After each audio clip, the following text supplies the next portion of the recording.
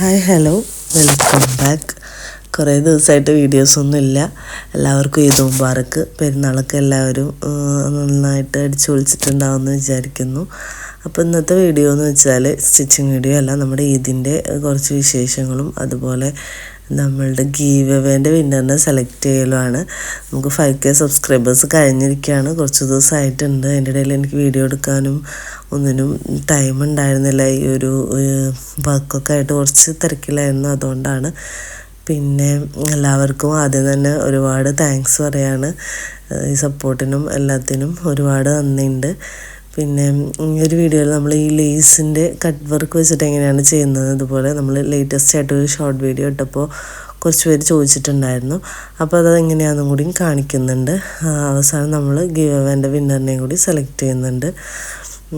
അപ്പോൾ ഇതുപോലെ നമുക്ക് ബാലൻസ് വന്നിട്ടുള്ള പീസസിലൊക്കെ ഉണ്ടാവുന്ന ഇതുപോലത്തെ പാച്ച് ചെയ്യാൻ പറ്റുന്ന ഫ്ലവേഴ്സും അങ്ങനെയൊക്കെ ഞാൻ എടുത്ത് വയ്ക്കാറുണ്ട്.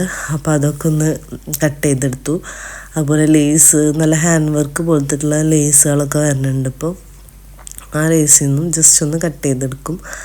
എന്നിട്ട് നമ്മൾ അതൊക്കെ ഒന്ന് കറക്റ്റായിട്ടൊന്ന് കട്ട് ചെയ്തെടുക്കാം. നമുക്ക് വേണ്ട അത്രയും പീസസ് നമുക്ക് കട്ട് ചെയ്തെടുക്കാം.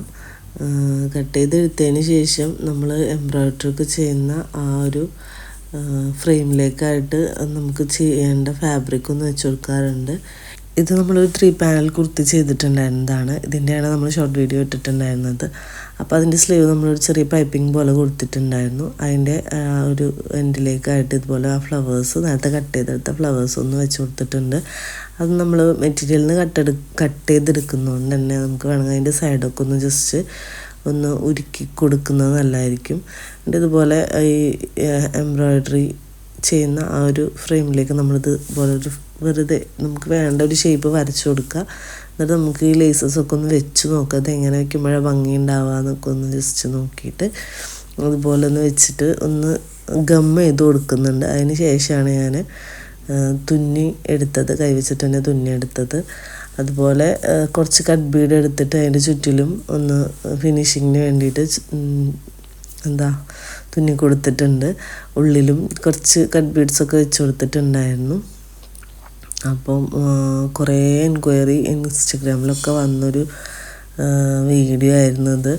ഞാൻ സത്യം പറഞ്ഞാൽ നമ്മൾ ഈ ഇതിൻ്റെ തിരക്കിൽ നമുക്ക് ഒരുപാട് ഓർഡേഴ്സൊന്നും എടുക്കാൻ പറ്റില്ല. കുറച്ച് പറ്റുന്ന മാത്രമേ എടുത്തിട്ടുള്ളൂ. ബാക്കിയൊക്കെ നമുക്ക് ടൈമില്ലാത്തതുകൊണ്ട് ഒഴിവാക്കുകയാണ് ചെയ്തിട്ടുള്ളത്. അപ്പോൾ ഇങ്ങനെയാണ് ഈ ഒരു കട്ട് വർക്ക് ചെയ്തെടുത്തിട്ടുള്ളത്. ഇതായിരുന്നു ആ ഒരു ഡ്രസ്സ്. ഇത് നമ്മൾ എറണാകുളത്തുള്ള ഒരു കസ്റ്റമറിന് വേണ്ടിയിട്ട് ചെയ്തൊരു വർക്കായിരുന്നു. വിചിത്ര സിൽക്കാണ് മെറ്റീരിയൽ വരുന്നത്. ഈ ഒരു ഫാബ്രിക് ഇങ്ങനെ കാണുമ്പോൾ നല്ല ഭംഗിയുണ്ടായിരുന്നു. എല്ലാവരും ചോദിച്ചിരുന്നു ഏതാ ഫാബ്രിക് എന്നൊക്കെ. കാണുമ്പോൾ നമുക്ക് വേറെ ഏതോ നല്ലൊരു ക്ലോത്ത് പോലെ തോന്നി. വിചിത്ര സിൽക്കാണെങ്കിലും അതിന് കുഴപ്പമൊന്നുമില്ല കേട്ടോ. നല്ല മെറ്റീരിയൽ തന്നെയാണ്. നമുക്ക് ബഡ്ജറ്റ് ഫ്രണ്ട്ലി ആയിട്ടും ചെയ്തെടുക്കാൻ പറ്റുന്നത് ഈ ഒരു ഫാബ്രിക്കിൽ തന്നെയാണ്. ഇതുപോലെ നമ്മൾ അതിൻ്റെ ദുപ്പട്ടയിലും ഇതുപോലെ ലേസിൻ്റെ ഒരു ഡീറ്റെയിലിംഗ് കൊടുത്തിട്ടുണ്ട്. ഈ ഒരു ഡ്രസ്സാണ് നമ്മുടെ ഗിവ് അവേൻ്റെ വിന്നറിനായിട്ട് നമ്മൾ കൊടുക്കുന്നത്. ഇൻഷാല്ലാ. അപ്പോൾ ആൾക്ക് മെറ്റീരിയലാണ് വേണ്ടെങ്കിൽ നമ്മൾ മെറ്റീരിയൽ കൊടുക്കും, അല്ലെങ്കിൽ നമ്മൾ സ്റ്റിച്ച് ചെയ്ത് കൊടുക്കുന്നതായിരിക്കും. അപ്പോൾ ഇത് നമുക്ക് കിട്ടിയ അടുത്തൊരു ഓർഡർ ആയിരുന്നു. ഇത് നമുക്ക് സ്ലിറ്റഡ് ആയിട്ടാണ് വേണ്ടത്. 3 പാനലിൽ തന്നെ സ്ലിറ്റഡ് ആയിട്ടാണ് വേണ്ടിയിരുന്നത്. അപ്പം അതിന് നമുക്ക് റെഫറൻസ് അയച്ചതിൻ്റെ അടിഭാഗത്ത് ഇതുപോലെ നല്ല ഹാൻഡ് വർക്കൊക്കെ വരുന്നുണ്ടായിരുന്നു.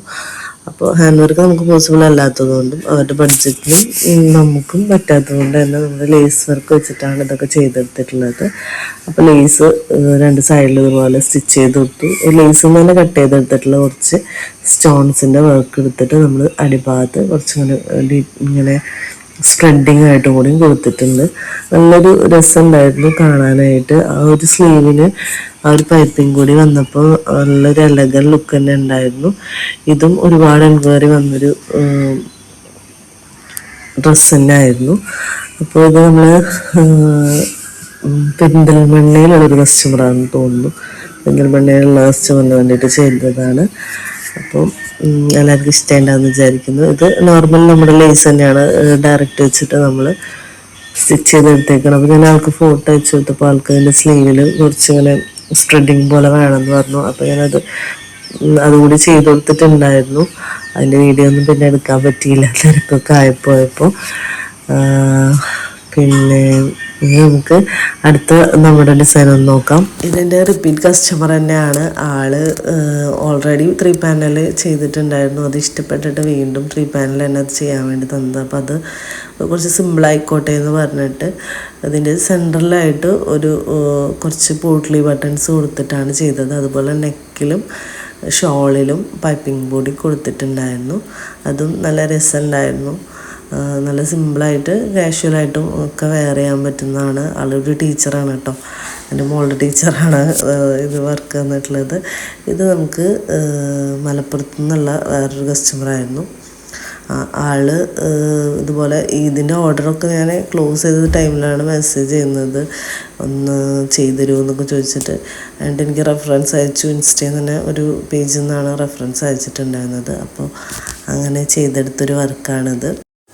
ഇതാണ് അതിൻ്റെ ഒരു ഫൈനൽ ലുക്ക് വരുന്നത്. ശരിക്കും ഈ നോമ്പൊക്കെ ആയിട്ട് നമുക്ക് പർച്ചേസിങ് ഒക്കെ വലിയ ബുദ്ധിമുട്ട് തന്നെ ആയിരുന്നു. ചില സമയത്ത് നമുക്ക് അത്രയും ക്ഷീണമായിരിക്കും. നമ്മൾ ഓൺലൈനിലാകുമ്പോൾ നമ്മൾ തന്നെ പോയിട്ട് മെറ്റീരിയൽസൊക്കെ എടുക്കേണ്ടതുകൊണ്ട് തന്നെ നമ്മളൊരു ദിവസം പോയി പിന്നെ അന്നത്തെ ദിവസം നോമ്പെടുത്തിട്ട് നമ്മൾ പുറത്ത് പോയി അറിയാം അത്രയും ക്ഷീണം. പിന്നെ വന്നു കഴിഞ്ഞാൽ നമുക്ക് പിന്നെ ഒന്ന് സ്റ്റിച്ച് ചെയ്യാനാവുന്നുള്ള ഒരു ഉഷാറൊന്നും ഉണ്ടാവില്ല. എന്നാലും പിന്നെ കറക്റ്റ് ടൈമിന് കൊടുക്കണ്ടേന്ന് വിചാരിച്ചിട്ട് അതും നമ്മൾ ചെയ്യും. അൽഹംദുലില്ലാ എന്തായാലും നമുക്ക് ഒക്കെ കറക്റ്റ് ടൈമിൽ തന്നെ കൊടുക്കാൻ പറ്റിയിട്ട് അങ്ങനെ ഓൺലൈനിലുള്ള എല്ലാവരുടെയും സ്റ്റിച്ച് ചെയ്ത് അയക്കലൊക്കെ കഴിഞ്ഞ് പിന്നെ നമ്മുടെ അടുത്തുള്ളവരുടെ ഒക്കെ സ്റ്റിച്ചിങ് ആയിരുന്നു. ഒക്കെ കഴിഞ്ഞ് നമ്മളടുത്ത വീടുകളിലൊക്കെ താത്തമാരുണ്ടാവും. അവർ നമുക്ക് മാക്സിം അങ്ങനത്തെ അവർ ഡെയിലി യൂസ് ചെയ്യുന്ന സംഭവങ്ങളൊക്കെ അവർ ഷേപ്പ് ചെയ്യാനും മേലെ അടിക്കാനും ഒക്കെ ആയിട്ട് കൊണ്ടുത്തന്നു. അതും ഒരുവിധം കഴിഞ്ഞ് ലാസ്റ്റ് ഒരാളുടെ കൂടിയും കഴിഞ്ഞ് അവസാന ടൈമായപ്പോൾ നമ്മുടെ മെഷീൻ സ്റ്റക്കായി. സത്യം പറഞ്ഞാൽ എല്ലാ പെരുന്നാളിലും നമ്മുടെ വീട്ടിൽ മക്കൾക്കാണെങ്കിലും എനിക്കാണെങ്കിലും നമ്മൾ സ്റ്റിച്ച് ചെയ്യുന്നത് ഈ ലാസ്റ്റ് ടൈമിലാണ്. ലാസ്റ്റ് പെരുന്നാളിൻ്റെ അന്ന് ഉറങ്ങാണ്ടിരുന്നിട്ട് സ്റ്റിച്ച് ചെയ്യലാണ് നമ്മുടെ മെയിൻ പരിപാടി. നോക്കിയപ്പോൾ അന്ന് കറക്റ്റായിട്ട് മെഷീൻ സ്റ്റക്കായെന്ന് വെച്ചാൽ ഒരു രക്ഷയില്ലാത്ത അനങ്ങുന്നില്ല, വെയിൽ കറങ്ങുന്നില്ല. എനിക്കാണെങ്കിൽ ഒരു ഡ്രസ്സും കൂടി സ്റ്റിച്ച് ചെയ്യാനുണ്ടായിരുന്നു. അതെൻ്റെ നമ്മുടെ അനിയത്തിമാർ തന്നെയാണ്. അവരാണെങ്കിൽ പിറ്റേ ദിവസം പെരുന്നാളിന് ഇടാമെന്നൊക്കെ എക്സ്പെക്റ്റ് ചെയ്തിരിക്കുകയാണ്. ഇല്ലയെന്നും നാശമായി എന്നൊക്കെ ഇങ്ങനെ പറയും. ഞാൻ നമ്മുടെ അടുത്ത വീട്ടിൽ പോയിട്ടാണ് അവരുടെ ഡ്രസ്സ് സ്റ്റിച്ച് ചെയ്തെടുത്തത്.